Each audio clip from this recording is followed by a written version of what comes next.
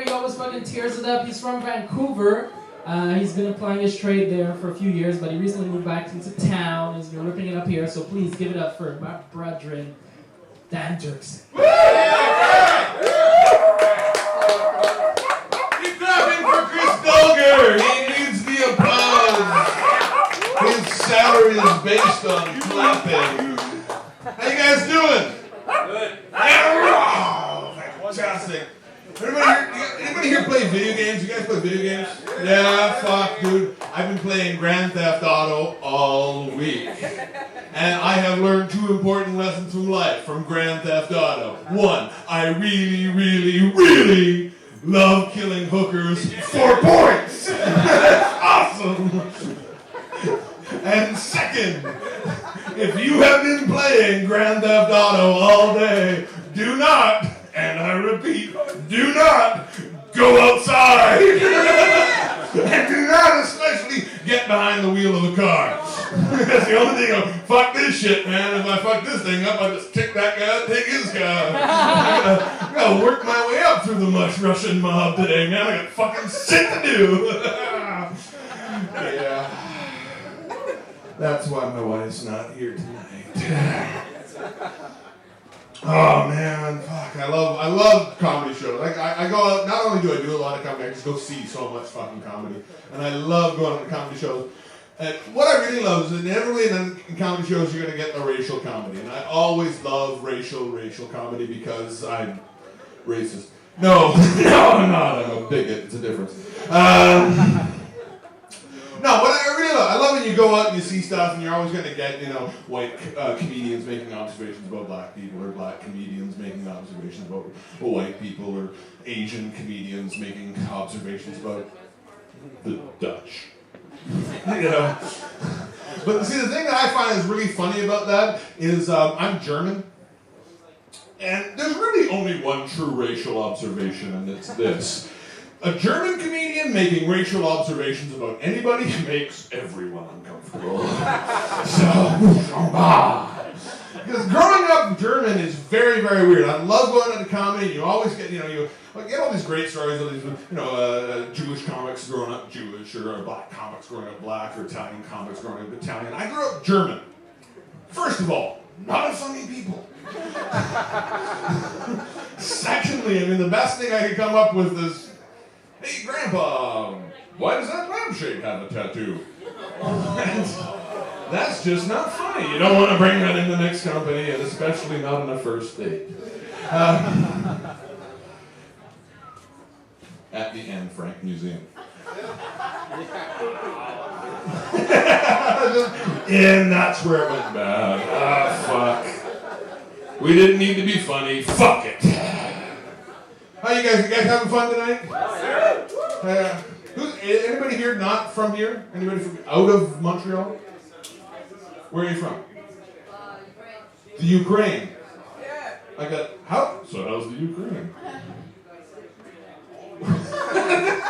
We don't even know. We live there, we pay no attention.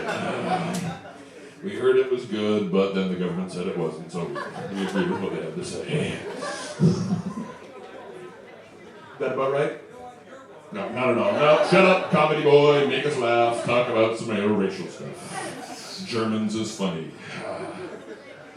Oh man, I've come to this realization lately that my opinion of porn has changed. I don't know what it is. I don't know if I grew up or it just got worse. Because, how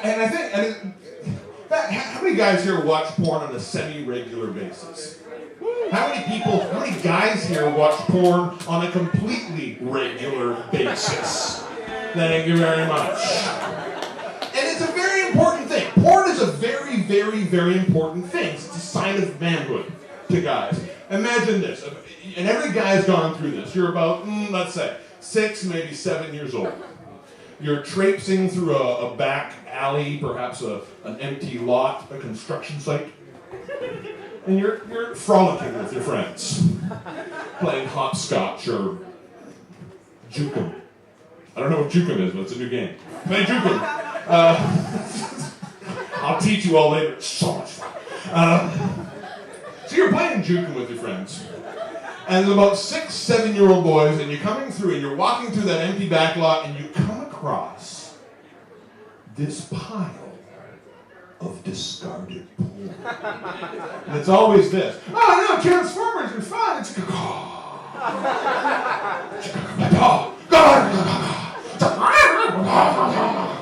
can't talk at that point. It's just becomes degraded down to the opening scenes of 2001. You're throwing bones at that shit. Fuck it. It's porn. And it does not matter how disgusting or cruddy or gross that animal could be living in that and be full of shit. It doesn't matter. If you can see a nipple, it's porn and it counts. And you get that, and you just share that with your break-off chunks, and you share it with your friends. It's awesome. What I always thought was weird, who's the guy that left that? There's some guys like, my mom will never find it here. Dropped it in some construction site. Comes back the next day. Oh. It's another construction site. Luckily, I'm 25 and by my own. And that's why porn is important, because it's the closest thing you had as a child to manhood. I saw boobies. Yes, I'm a man. That's all you need. It's the sign. They both dropped. All right, I feel much better about that. Yeah, that was good. See, that's the one thing I got going for me. I'm not great looking, but I got this voice. And it's great. You go up to a girl in the bar and you go, "Hey, baby, how you doing? How about you a drink?" And she'll look back and go, "Whatever. I can close my eyes." Anyways. But now, my attitude is just, sorry, I got sidetracked. Back to porn.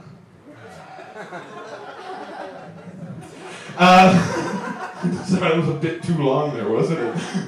Is he masturbating? What's he doing in there? Both of his hands are full. What the hell? I have a third hand. Yes, growing up in Chernobyl. So good.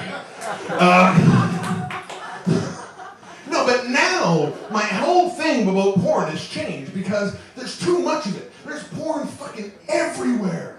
And I don't know, like, now, when I was a kid, you saw those beautiful magical pictures, and they had those girls, and they were beautiful, and they were posing in such beautiful things like the field, or like an empty barn, or a champagne bar. And now, it's just like, a naked girl, that doesn't do it for me anymore. I need like a midget getting fucked by a loofah sponge that's still alive at the bottom of the ocean, just keeping it from floating to the top. That's what a midget sounds underwater. I'm also informational, it's not funny. And what bugs me is like I see the same old shit all the time. If I see one more shot of that girl, and like she's on her knees and she's smiling like she's posing for a high school photograph, and her face is covered. It's like she got into Grandma's pear jam. It's like an ostrich took a crap on her face. It's like she's been bobbing for clam chowder. It's like her face is the inside of a piñata and it hasn't quite set yet. It's like she's a really bad wallpaperer. It's like she's Ian Holm at the end of Alien. You know? It's like 16 guys just bukkakied on her face because that's the sound it makes in Japan. Bukkake! And she's smiling like she's great, and I was like, dude, you gotta see a dermatologist. It's like, oh, that is going to clog the pores. And the worst one to me is when you see that girl who is, and this pose just drives me fucking crazy. And she's holding up an orifice. She's pulling it, and like she's a human hat. Because I do not give a shit how sexy you may think you are, how beautiful may you think that you are, how intelligent, erudite, educated, artistic. It doesn't matter. Nobody, and I repeat, nobody has a hot cervix. Nobody. Anyways, that's my time. I'm Dan Derkson. I'll talk to you guys later. Everybody a good dog. Wow. Dan Derkson. Dan Derkson. Give us some love, guys. Come on. Wow.